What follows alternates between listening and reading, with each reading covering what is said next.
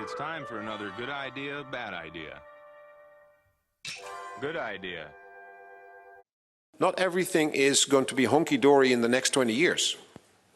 I'm not saying it is going wrong tomorrow, but we have to realize it's not a given that we are in peace. And that's why we have the plans. That's why we are preparing for a conflict with Russia and the terror groups, if it comes to it, if they attack us. We're not seeking any conflict.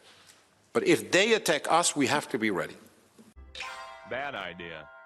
Tonight, Trump encouraged lawmakers to do nothing on the border. To keep the border open, Trump encouraged them to let fentanyl continue to flood in and let illegal immigrants continue to stream across the border. That's what Donald Trump said. And Republicans are so weak, they're going to do it. They're going to side with fentanyl and illegal immigrants instead of a bipartisan, tough border security. Why don't you take your legislative agenda and shove it up your ass?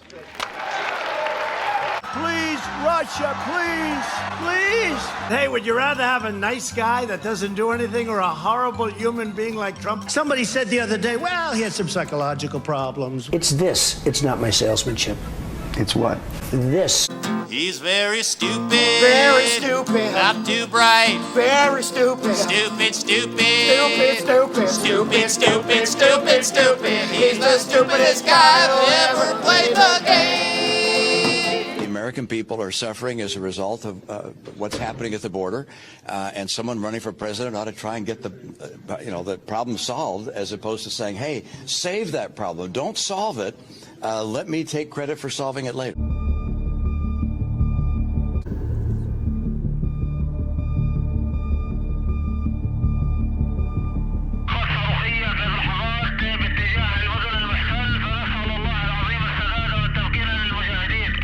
I want to talk about how there's a flaw in MAGA logic. Now, obviously, there's many flaws in MAGA logic. I don't really have time to list them here, but this one seems glaring.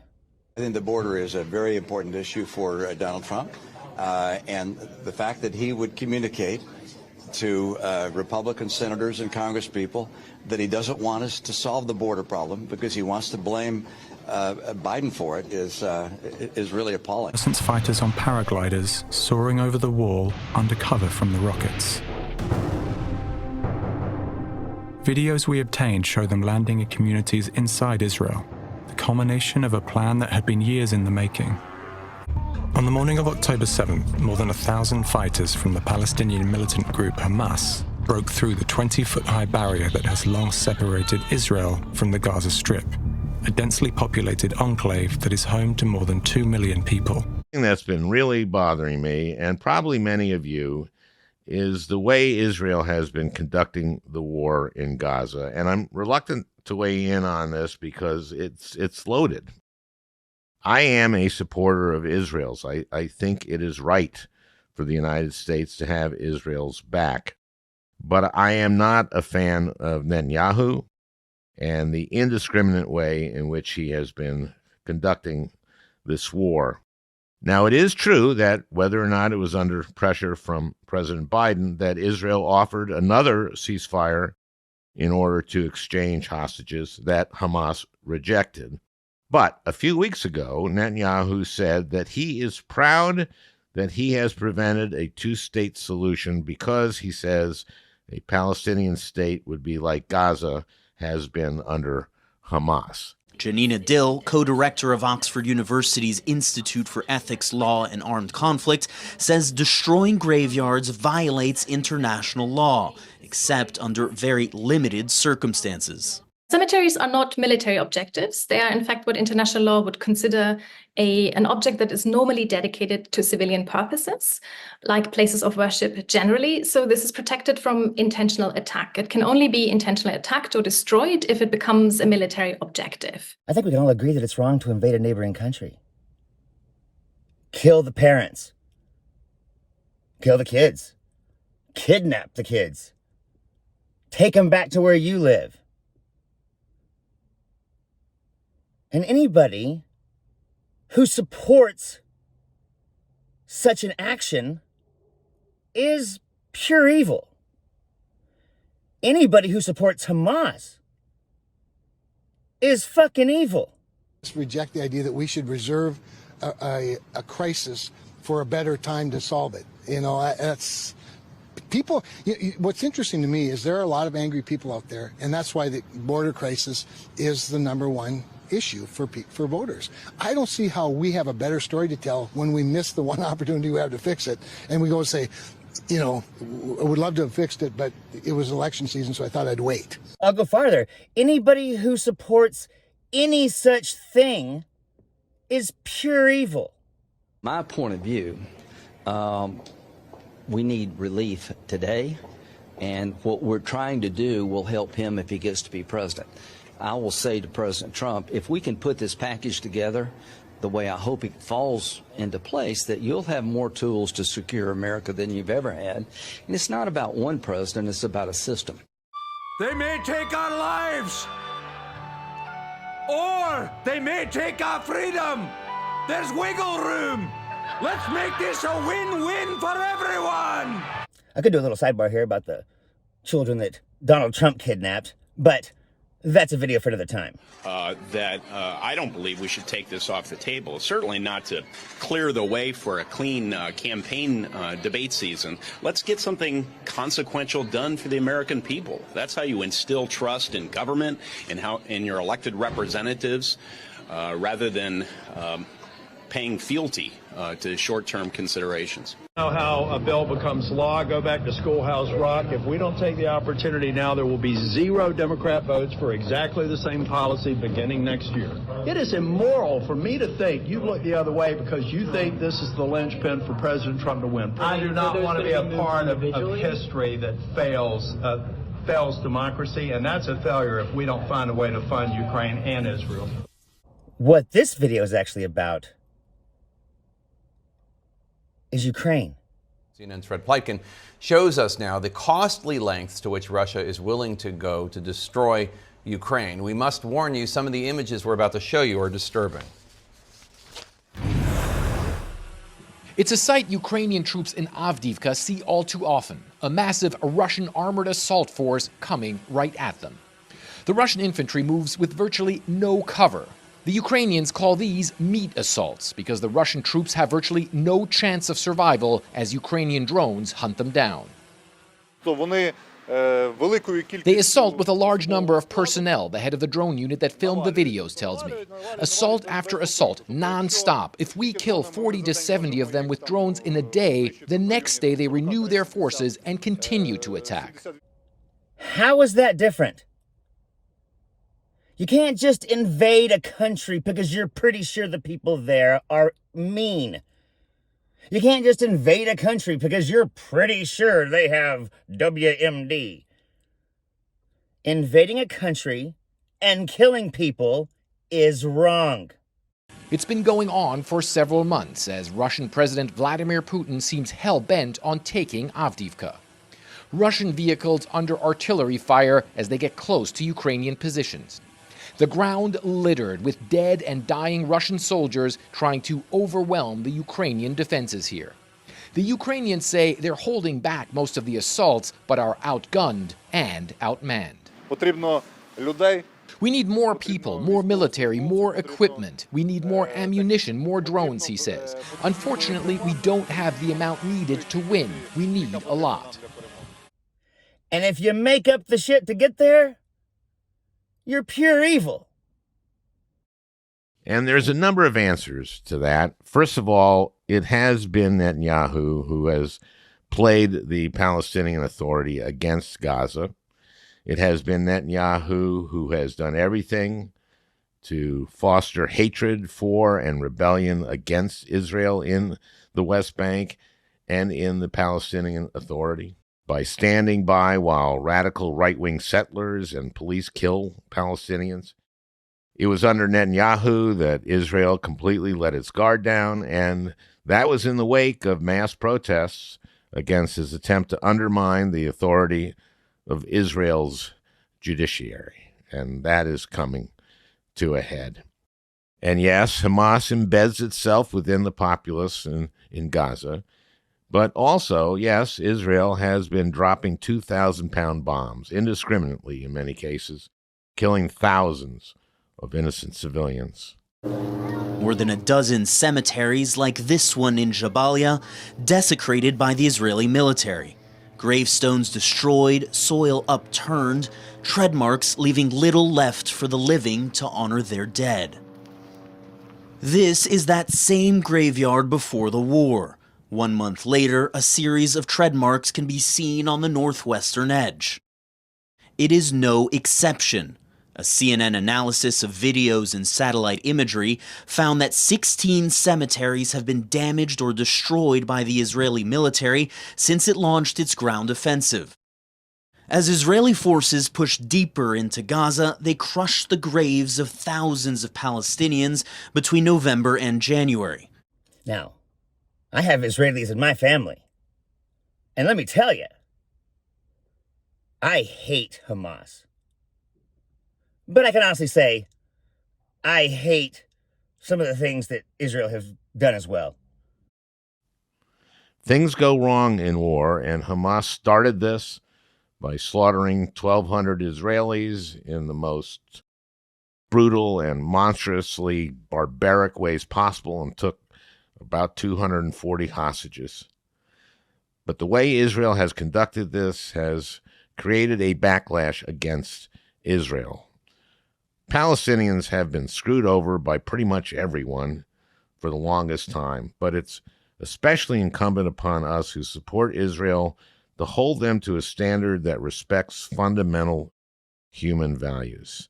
And I'm afraid that as long as Netanyahu is prime minister, we cannot expect that.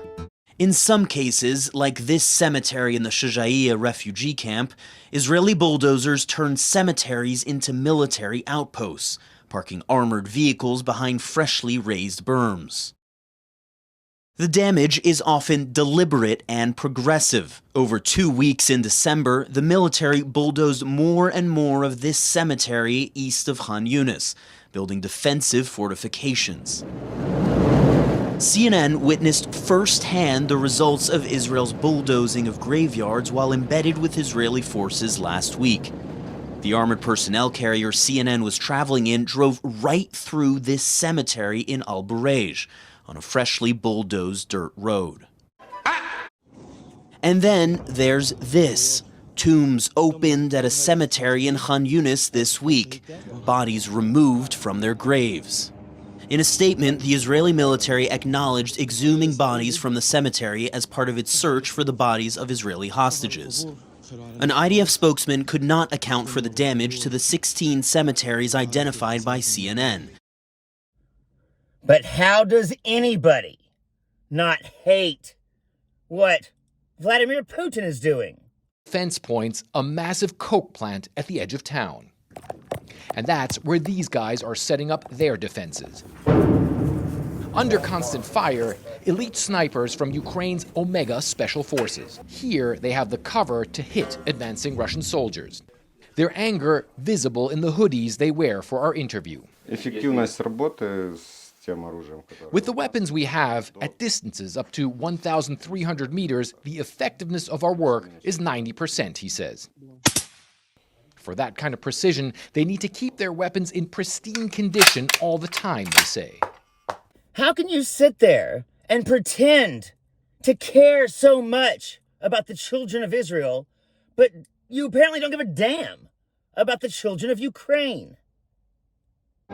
In at least one case, the Israeli military appears to have taken pains to maneuver around a graveyard. The Deir el-Balah War Cemetery, which holds the remains of many Christian and Jewish soldiers from World War I, left intact, despite devastation all around. At the Al-Tufa Cemetery, a very different picture. Residents say bodies were uprooted by Israeli bulldozers. Amazing how that works. Good idea. Holding Avdiivka for now, even as assault after assault eats away at Ukrainian defenses. Bad idea. Kiev's ammo shortages are getting worse by the day. This U.S.-provided M109 Paladin howitzer near Bakhmut is often silent because they don't have enough shells to target the Russians, the commander tells me. We cannot fulfill our tasks 100%, he says, although we really want to. My crew and other crews are just waiting for it and are ready to work around the clock. But it gets even worse. Finally, resupply does arrive, but it's only 4 rounds. And this type of ammo won't hurt the Russians much. This really illustrates the shortages that Ukrainians have to deal with. 4 rounds, that's all they're going to get right now. And by the way, they're not even explosive rounds, they're smoke rounds. South Africa cited Israel's destruction of cemeteries as part of its case, arguing Israel is committing genocide in Gaza. Israel denies the allegation, but experts say cemetery destruction could be evidence of Israel's intent. There's huge symbolic meaning to the notion that not even the dead are left in peace. It suggests a disrespect towards the kind of spiritual life of your enemy, their cultural property and heritage. It's an evidence of an animus against your enemy that is unhelpful in this context. How is it the Republicans are so stupid as to not see this logic? This Russia thing with Trump.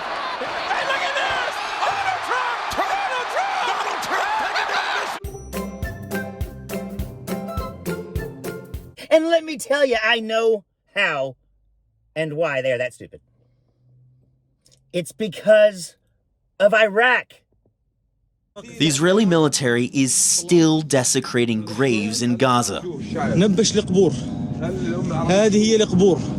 the Han Yunis cemetery, where the military dug up bodies this week, the damage is extensive and all too familiar.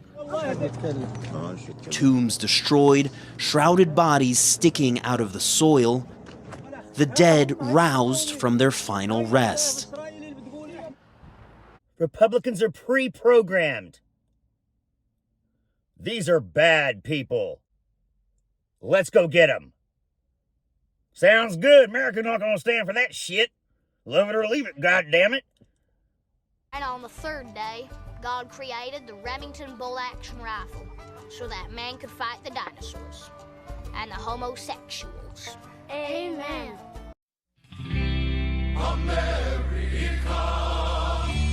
America, America, fuck yeah, coming again to save the motherfucking day, yeah, America, fuck yeah. That's a great song, by the way.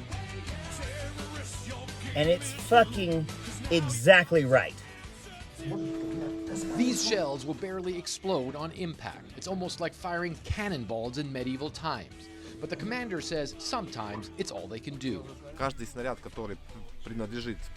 Every shell that is suitable for the Paladin we use, he says. It's better than no shells. The Russians face no such shortages in this area. Ukrainian military intelligence believes Russia produced around 2 million rounds last year and acquired around 1 million from North Korea. Massive barrages have laid waste to Bakhmut and much of the surrounding area. I am the chosen one.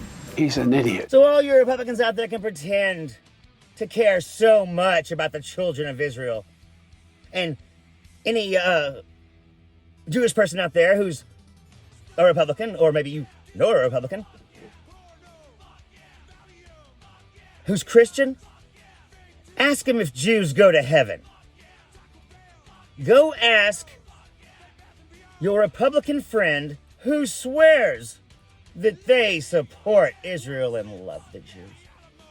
Scientist experts built the Titanic and amateurs built the Ark. Let me tell you something. I grew up at Fellowship Baptist. They got no use for the Jews. Good idea. Talking about how it's your favorite book. I'm wondering what 1 or 2 of your most favorite Bible verses are and why. I wouldn't want to get into it because to me that's very personal, so I don't want to get into verses. I don't want to get into... There's no verse that means a lot to you that you think about or cite? The Bible means a lot to me, but I don't want to get into specifics. Bad idea. You're an Old Testament guy or a New Testament guy? Probably equal. I think it's just an incredible... He's full of shit. Of course, they're God's chosen people. And the only reason that evangelicals tolerate them is because they know they're going to burn in the fiery pits of hell. Israeli military pointed to Hamas using some of these cemeteries for military purposes to justify what we've documented here. But what we're talking about isn't just strikes on these cemeteries. In some cases, it's the bulldozing of entire cemeteries, putting military outposts there, heavy armored vehicles driving right through the graves, showing very little care for the dignity of the dead. It speaks to something far more systematic than what the military acknowledged. According to Revelations, Israel's going to be the first to blow up when the damn war starts that ends the world. So you got that going for you. The Ukrainians will probably run out soon of artillery ammunition as well as air defenses, two really key capabilities that the Ukrainians need, of course, to fend off the Russians. So the question now is whether the lawmakers here are going to be swayed by this. It doesn't appear at this moment that there's a lot of momentum moving forward in that direction. But, the U.S. has emphasized repeatedly, in conversations with us, officials have said that if they don't get this funding, then that really is going to be to the Russians' advantage. Do not be so dumb as to come at me with this argument that Hamas is pure evil, but Ukraine deserves what they get. Meanwhile, U.S. President Joe Biden's fight for more Ukraine aid is still struggling to gain traction. President Biden continues to urge top lawmakers to approve his $60 billion aid request. But we are told the White House is very aware that time is running out for any new U.S. military funding before the 2024 presidential election. Pentagon officials have not held a single meeting since last month to decide what to send Ukraine because there is no money to fund the aid packages yet. At long last, the glorious invasion of Ukraine begins. Soon, the motherland will take the wayward province into her firm embrace again. Field Marshal Putin offers cheers and many celebrations for American comrades who showed loyalty to Mother Russia. We have much gratitude and thanks for Fox News. It's a lot like the argument that the president should not be prosecuted for anything unless the Senate and the House both agree. In fact, you're going to need 2/3 of the Senate before it's even illegal to send SEAL Team 6 to kill your guy. But Joe Biden needs to go to prison immediately. I'm Zachariah, Lone Star Liberal. Y'all take it easy.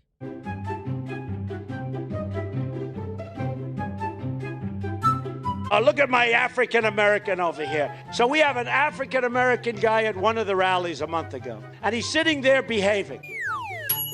This guy is fucking stupid. There's high approval rating, so why don't I have a high approval rating? Nobody likes me. What a baby. Steve Bannon, admirer and student of Comrade Lenin, who led the Republicans to support of Comrade Putin's plans for Greater Russia.